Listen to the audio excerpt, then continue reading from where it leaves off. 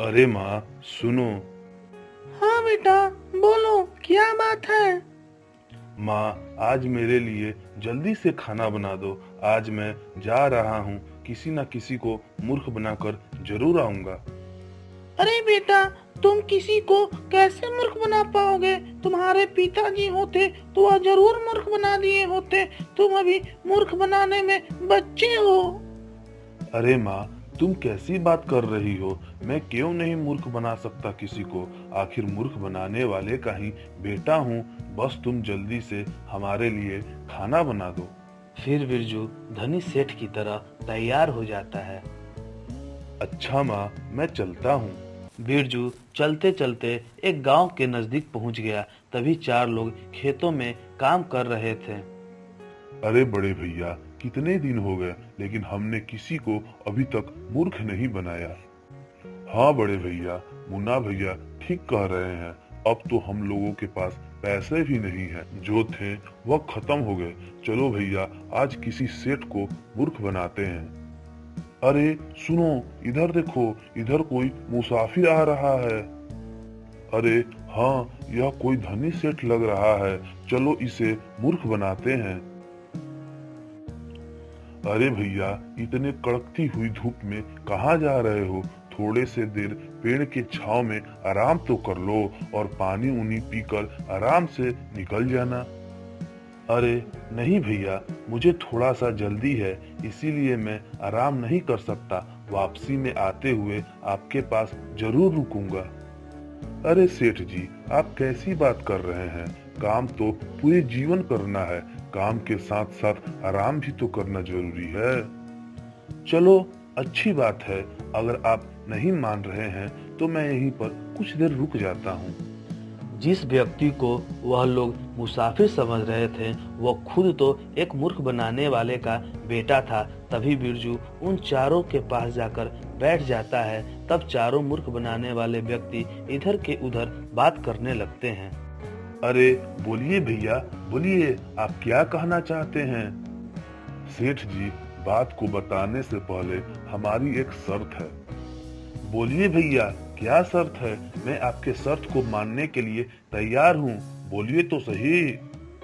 सेठ जी, मेरी शर्त यह है कि अगर आप मेरी बात को सच मानोगे तो कोई बात नहीं। अगर आप मेरी बात को झूठ मानोगे तो तब आपको 1000 रुपए देने पड़ेंगे। ठीक है भैया, मैं आपके शर्त से सहमत हूँ। बताओ तुम करना क्या चाहते हो? सेठ जी, बात यह है कि एक बार मैं अपने कुत्ता चरा रहा था। हमारे खेत में गेहूं की फसल हुई थी। तभी मेरा कुत्ता गेहूं के खेत में घुस गया और पता नहीं खेत में कहीं खो गया। हमने पूरा खेत ढूंढ लिया लेकिन वह कुत्ता कहीं नहीं मिला। फिर हमने पूरे फसल कटवा दी, कुत्ता फिर भी नहीं मिला।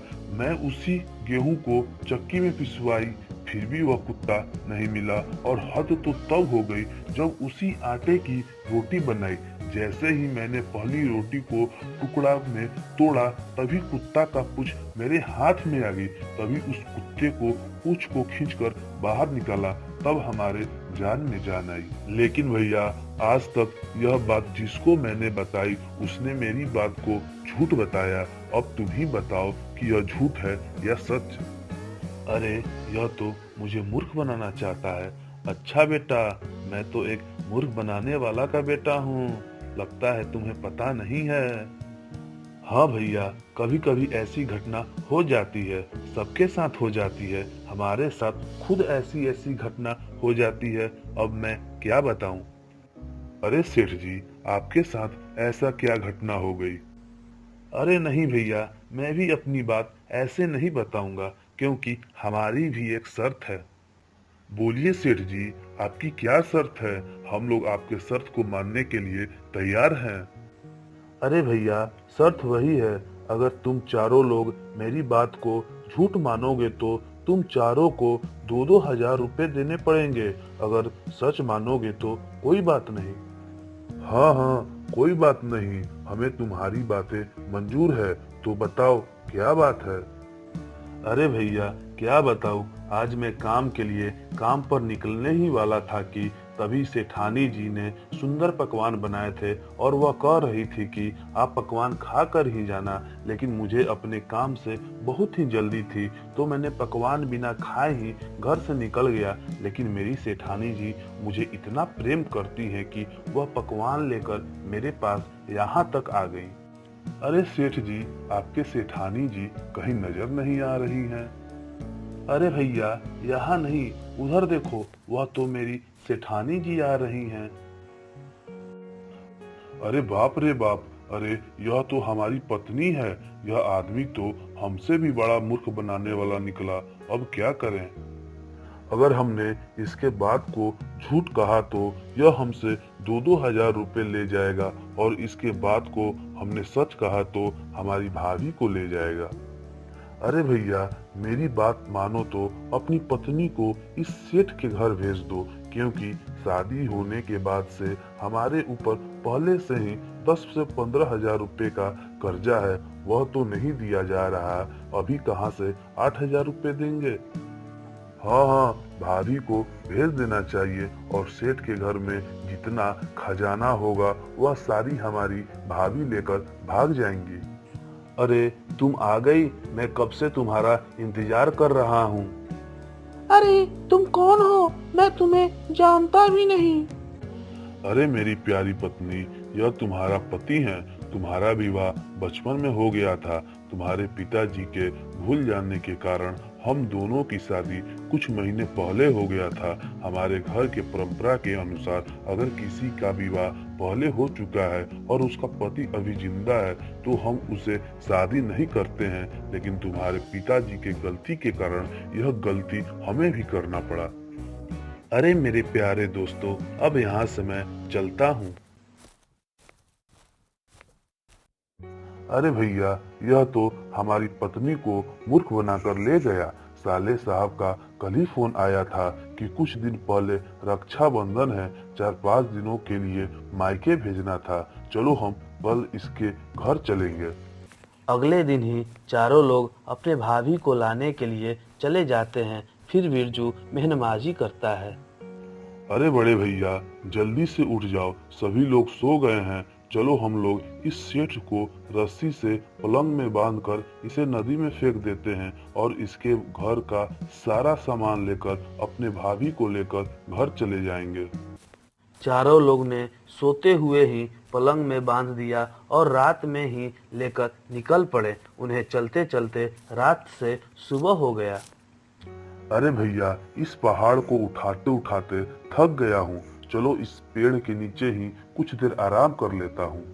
फिर वह चारों लोग पलंग को नीचे रख देते हैं और वहीं पर सो जाते हैं। तभी एक व्यक्ति अपने पक्षी और बैलों को साथ साथ लेकर आ रहा था। तभी बिरजू के पास पहुंचता है। अरे भैया, यह लोग आपको बांधकर कहाँ ले जा रहे हैं? यह चारों लोग राजकुमार राजा के दरबार में लेकर जा रहे हैं। वहाँ के राजा ने आदेश दिया है कि किसी ने बोलने वाले पक्षी हमारे दरबार में प्रस्तुत किया तो मैं उसे 10 तोला सोना का हार और सिक्का दूंगा। लेकिन दुर्भाग्यवश मैं पक्षी की आवाज निकालता हूँ बिना मुंह हिलाए। यह पक्षी को आगे रखकर मुझे बोलने को कहा है। अगर मैं नहीं बोलूंगा तो मुझे मार देंगे, और इससे ज्यादा भय की यह बात है कि अगर राजा को पता चला कि यह पक्षी की आवाज नहीं, यह मेरी आवाज है, तो वह आजीवन हमें सलाखों को पीछे डाल देंगे, या तो योगी आदित्यनाथ महाराज जैसा वह हमारी गाड़ी को पलटवा देंगे। अच्छा, ऐसी बात है। एक काम करो, मेरे पास एक पक्षी है जो बोलता है, क्यों ना मैं ही चला जाऊंगा। तभी पक्षी बोलती है, मैं राजा के पास जाऊंगा, सुनिया घुसड़ लाऊंगा। मैं राजा के पास जाऊंगा, सुनिया घुसड़ लाऊंगा। सचमुच में तुम्हारा पक्षी बोल रहा है। एक काम करो, तुम मुझे खोल दो और तुम यहाँ पर आराम से लेट जाओ, और फिर मैं तुम्हें रस्सी से बांध देता हूँ। बिरजू जल्दी से उस किसान को बांधकर उस पेड़ के ऊपर छुप जाता है। अरे मुन्ना भैया, सूरज निकल आया, जल्दी से चलो। तभी चारों लोग उसे उठाकर नदी के पास पहुंचते हैं। तभी उधर बैलों को लेकर अपने घर पहुंच जाता है और चारों लोग नदी में फेंक देते हैं। चलो भाई, हमें इस मूर्ख बनाने वाले व्यक्ति से छुटकारा तो मिला।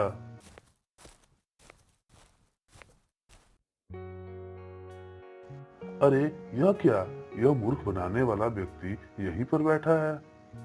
अरे बिरजू भैया, यहाँ पर कैसे, और तुमने इतने सारे बैल कहाँ से लाए? अरे यह मत पूछो, तुम लोगों ने हमारे साथ बहुत अन्याय किया है। तुम लोगों ने नदी के किनारे ही मुझे फेंक दिया था और थोड़ा सा गहरे पानी में फेंकते तो इससे भी ज़्यादा अच्छे अच्छे बैल ले आते। अब मैं क्या करूं? तुम लोगों ने मुझे किनारे ही फेंक दिया। अरे बिरजू भैया, यह क्या कह रहे हो? चलो मुझे भी कुछ बैल दिलवा दो। हाँ बिरजू भैया, मुझे भी चाहिए, चलो जल्दी।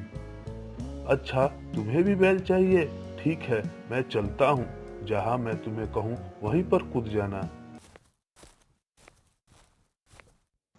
अरे सुनो, तुम लोग जल्दी से इस जगह पर कूद जाओ, नहीं तो तुमसे पहले सारे बैल लूट ले जाएगा। तभी चारों मूर्ख उस नदी में कूद जाते हैं और उसी में डूबकर मर जाते हैं और बिरजू अपने घर की ओर निकल जाता है।